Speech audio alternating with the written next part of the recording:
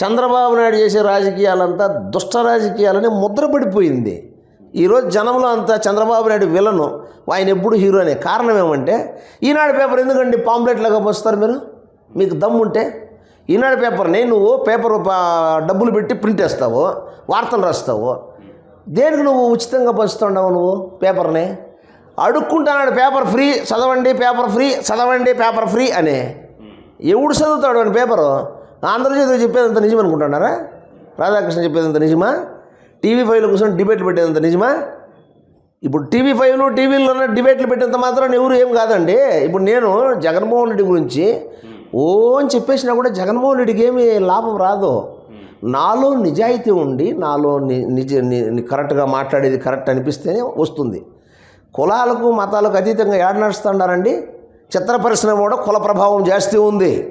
చిత్ర పరిశ్రమలో ఎంతోమంది యువకులు ప్రాంతీయ భేదాలు పక్కన పెట్టేసి అందరినీ పాపం చిత్రహింసలు పెడుతున్నారు. ఒక వర్గం వాళ్ళు వర్గం రానియకుండా చిన్న పాపము పేదవాడికి చిన్నవానికి కులం లేదండి. నీకు నాకు కులం ఏందండి? ఇప్పుడు మీరు చదువుకున్న వాళ్ళు చదువు కులం ఏంది? పేదవానికి కులం ఎందుకు? డబ్బున్న వాళ్ళకి కులాన్ని వాడుకుంటారు, వానికి కూడా కులం ఉండదు. ఇప్పుడు చంద్రబాబు నాయుడు కులం పిచ్చి లేదండి. అతనికి ఉండేది ఏంటంటే తనని వాడుకుండేదానికి వాళ్ళ కులస్తుల్ని బాగా తయారు చేసుకుంటాడు తప్ప ఆయన అందరినీ వాడుకొని డబ్బు సంపాదించాలి బాగా. అది దేవుడు ఆయనకి ఇచ్చిన బుద్ధి పుట్టించినాడు ఆ రకంగా.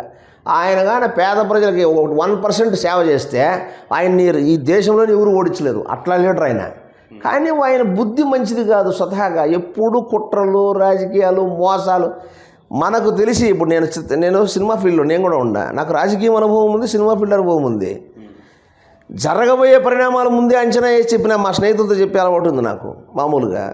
కానీ ఒకటి గుర్తుపెట్టుకోండి, ఈ ఛానల్ ద్వారా చెప్తా ఉండా, చంద్రబాబు నాయుడు గారు ప్రజల మీద ప్రేమ ఉంటే, ప్రజల కోసమే మనిషి అయితే పుష్కరాల్లో 30 మంది చనిపోయేది ఆయన. మీరు ఫోటోలు తీసుకోవడంలో కూడా నేను తప్పులు పట్టను. ఒకవేళ ముఖ్యమంత్రిగా నువ్వు ఫోటోలు తీసుకోవాలా, మీ ఫ్యామిలీ ముందర కనపడాలా అని అనుకోండి, నేను తప్పులు పట్టను. మీరు కూడా మీలాంటి యువకులు కూడా బాగా ఆలోచించండి. నేను చెప్పే పాయింట్లు ఏమన్నా తప్పు ఉంటే.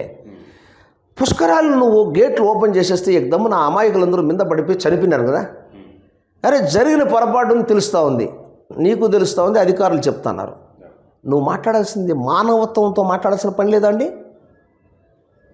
ఇలాంటివి రెగ్యులర్గా జరుగుతూ ఉంటాయి, ఏం పెద్ద విషయం అయితే అని కసురుకుంటే, ఒక ముఖ్యమంత్రి హోదాలో ఉండేవాడు అలా మాట్లాడినప్పుడు ఆఫీసర్లు వీళ్ళందరూ నీకు ఎదురు మాట్లాడకపోవచ్చు. ఆయన బలిసి కొట్టుకుంటానడం అంటా నేను. తప్పది. ఎప్పుడు కానీ పేద ప్రజల మీద ప్రేమ ఉండాలా, పరిపాలన చేయాలా. 14 సంవత్సరాలు పరిపాలన చేసినావు నువ్వు. ఈరోజు నీకు ఈ గతి ఎందుకు పుట్టింది? దేనికి పుట్టింది? 4 సంవత్సరాలు వచ్చినాడు పిల్లోడు.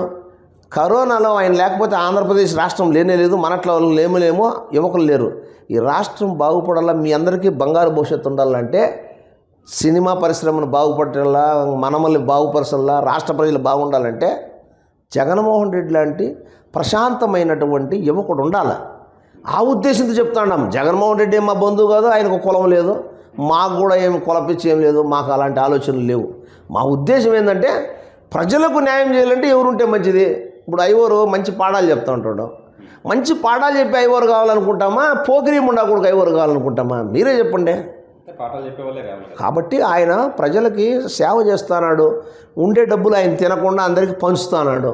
ఈయన వచ్చినాడంటే తప్పుడు లెక్కలు వద్దండి, చాలా దూరం వద్దు.